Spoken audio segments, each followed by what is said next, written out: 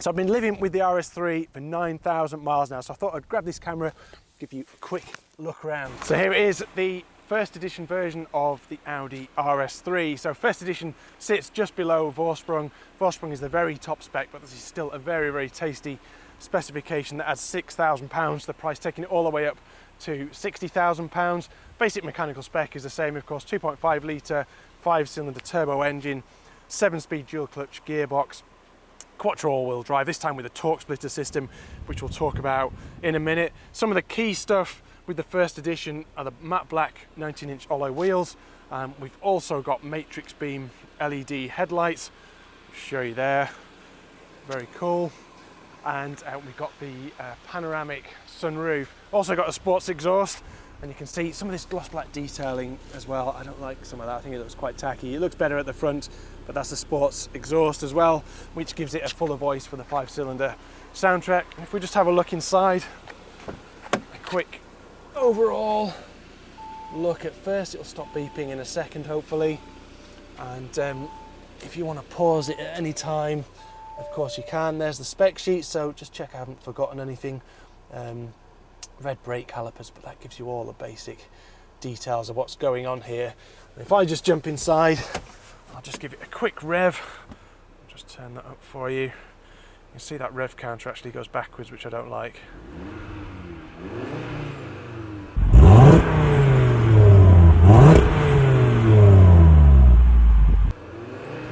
And you can change the view as well, but I find that one even stranger, so I leave it like that. And this is my favourite feature. We've got the what's it called, RS monitor, so it's got your G-force, but crucially it's got all your temperatures there, which I really like. So not only coolant, but also engine oil and gear oil, which takes much longer. So about 6 miles for the engine oil and quite a bit longer actually for the gearbox oil, and you get the tyre temperatures, which I really like as well. So let's head out on the road and I'll tell you what it's like. The first thing to touch on really with this car is, you know, the balance that Audi needs to strike with this car, because on the one hand it's a 395 brake horsepower hot hatch. There are a load of expectations that come with that, you know, it looks really aggressive, but on the other it's a 60 grand Audi, so there are expectations when it comes to refinement and sophistication as well.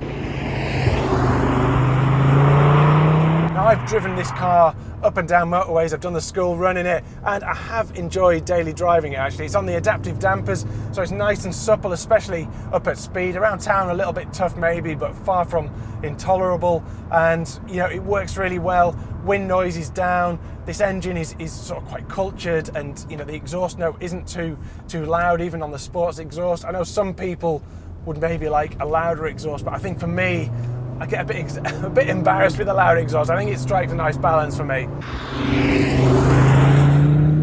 A couple of places where it does let itself down are the interior plastics, a bit cheap here, and you get the sense that things like the infotainment, they've prioritised that really, which is good. The infotainment is good. It's not as good as a BMW, I would say, but it is pretty good.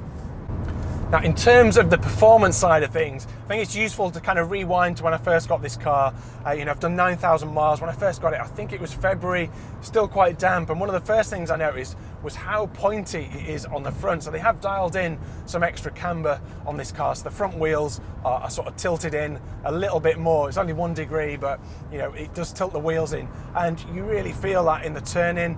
And to the point actually where when I turned into a quick corner that was a little bit greasy, it bit at the front and started to slide at the back. And it was kind of one of those, you know, early kind of indications that this was a pretty serious car. So you've got a lot of traction when you accelerate out of a corner because of the quattro, but that balance, it is quite alive and quite mobile, which I quite like. But yeah, it's a pretty serious thing. The other thing I noticed was the steering is very, very quick off center, and actually it felt like there was a little lag with the chassis or the tyres catching up with that. So I learned to kind of turn it in quite gently just to get it loaded up and sort of warn it as to what was going to happen. The other interesting thing with this car, with the steering, was that usually I stay away from the dynamic setting in Audis, and a lot of cars as well, because it just adds a load of extra weight and it feels a bit stodgy. But with this, I felt it added a layer of kind of connection to the steering. And for the first time, in my preferences that I've got on the steering wheel and this RS button, I set it so that the steering was in its firmest setting, and I really like that.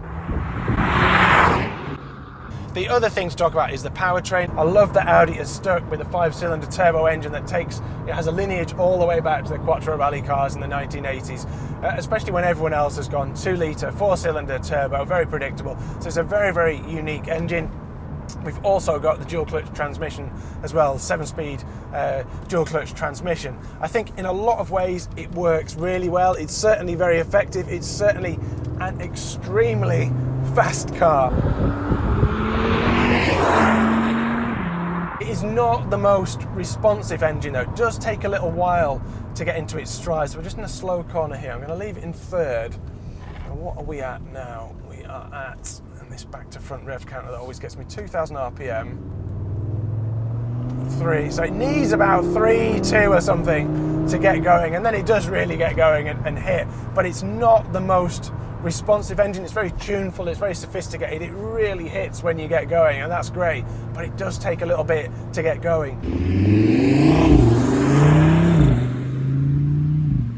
And actually it's the same with the gearbox. You know, dual clutch, it should be really, really snappy, but when you're sort of moving away from a standstill, it can feel quite sort of slurry, and I think that's a refinement thing. You know, they're trying to avoid it jolting, which you can still do sometimes as well, but generally it sort of slurs, and at lower speed it can slur as well, and it's just not as kind of direct and responsive as you want. So even as you get up to like 4,000 RPM, if you're motoring along reasonably promptly, it still takes a little bit to wake up. You need to get going, wind up through the revs.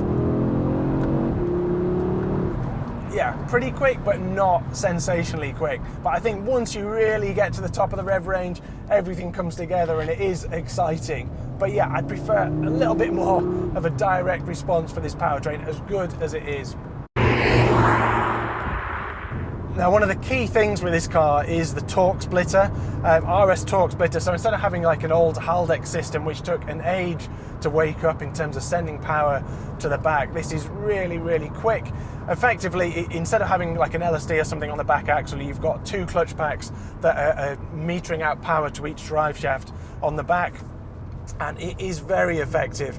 In fact, you know, there's a set of corners around here as you climb up out of a 30 zone that flick left and right, and it's really telling through there where you can really get on the power as you're turning, feel that kind of bite from the front, but you're not getting a load of steering corruption, and you're not getting the sense that, that's that balance again, you're not getting the sense that it wants to kind of start understeering, and it's sort of moving towards that feeling. But you can probably, maybe you can't see it, but you can feel, even though I'm not sliding it, that it's mobile and it wants to move around, and that's really satisfying about this car. So as it hooks up through here, look, you can really lean on this car and use that performance, and the way that it guides power to the back through a sequence like that is extremely satisfying, and that is the big leap over previous Quattros and RS models, the way it kind of combines those two elements. It makes it very, very good to drive over roads like this. Now there is a setting called torque rear, which is kind of like a drift mode where you can play around with that. You've probably seen it on YouTube with people drifting it on track and around cones and things like that. It doesn't feel like that on the road. In fact, it feels quite nervous. It doesn't feel drifty, and it doesn't feel like, you know, a very powerful rear-wheel drive car. It just feels a bit unstable. The dead ahead of the steering just seems to be a bit more disconnected, and you know, I think it's a neat trick to sort of showcase how adaptive and how responsive this system is. But on the road, I'd definitely stick with the standard kind of sport-biased setting. When I first started to drive this car, you know, it's amazing how much grip it has, to the point that, you know, it's counterintuitive really. If you're used to rear-wheel drive cars or front-wheel drive cars, how early you can accelerate and how much it can deal with is pretty amazing.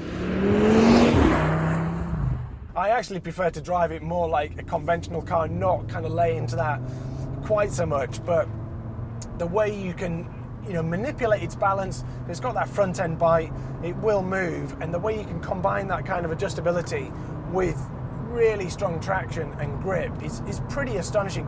Even on the standard P0s, But I've fitted this car with the Trofeo Rs, so they're optional in other markets, and that's what they did. You know, Frank Stippler did the Nürburgring compact class record, which was a 7 minute 40 seconds. It beat the previous record by over 4 seconds, and that's what that car was on, and not available in the UK, but you can get them. So I developed a bleb in one of the tyres in the sidewall that bulged out of the sidewall.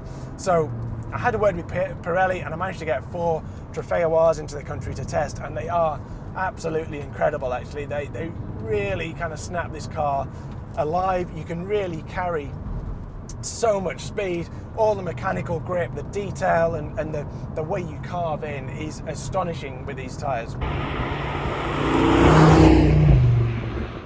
I can see how you'd want to have the carbon ceramic brakes if you had these tyres, because you can just go so much harder, especially if you're on track. It is just another level. Now, the obvious downside with the Trofeo Rs is wet weather performance. In the damp, they're actually fine as long as you get some heat into them, but they're fine.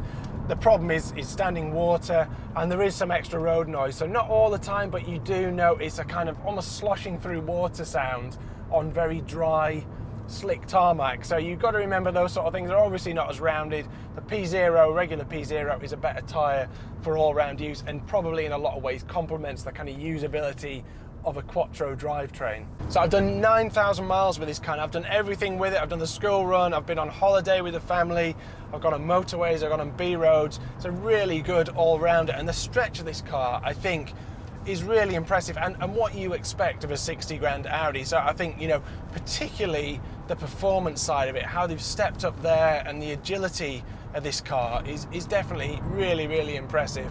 It is going to be missed. I don't know exactly what I'm going to replace it with now, but this is a high benchmark in terms of hot hatches, and very impressive. So I hope you've enjoyed this video. If you have, please do subscribe, and I'll see you next time for more content.